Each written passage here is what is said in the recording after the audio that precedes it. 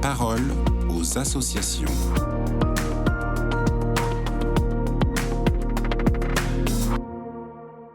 Bonjour à tous, bienvenue dans la parole aux associations. Aujourd'hui, je suis avec Kevin Tanguy, journaliste pour l'aide à l'Église en détresse. Alors bonjour Kevin, aujourd'hui vous allez nous parler du décès du pape François qui a marqué les esprits ces derniers temps. Et oui, car l'événement marquant de ces derniers jours, c'est la disparition du Saint-Père. Ces derniers jours, de nombreux médias ont dressé le portrait de François, qui était un pape proche des gens, tourné vers les périphéries, mais peu connaissent son soutien indéfectible à la mission de l'AED. Il était un défenseur infatigable de la liberté religieuse et des chrétiens persécutés.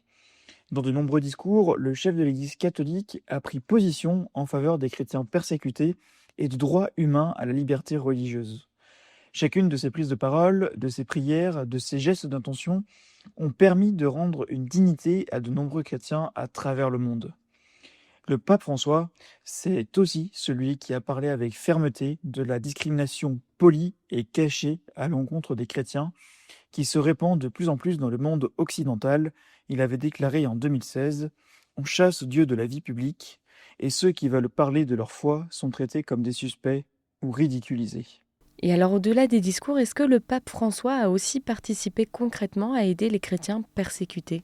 Bien évidemment, en 2016, le pape François a participé financièrement aux soins médicaux apportés aux chrétiens chassés de la plaine de Ninive et ayant trouvé refuge dans la région autonome du Kurdistan en faisant un don à l'AED.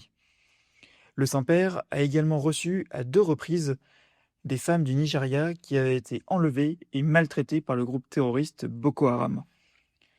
Toujours en 2016, le pape François avait reçu une délégation de l'AED et a spontanément envoyé un message à nos bienfaiteurs en les invitant à accomplir des œuvres de miséricorde avec l'AED dans le monde entier, et plus précisément, des œuvres de miséricorde qui soient pérennes.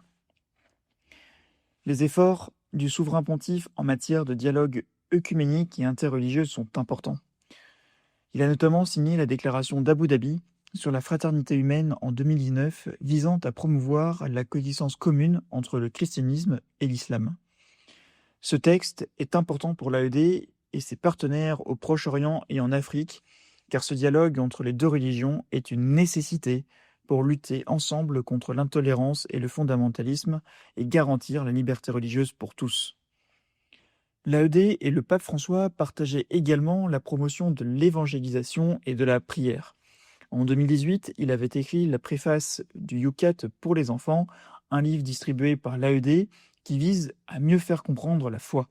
Récemment, il a également écrit la préface de la prochaine publication du Yucat, L'amour pour toujours, qui traite de l'amour et du mariage. Il encourage les jeunes à croire à l'aventure d'un amour éternel et parle d'une danse de l'espérance.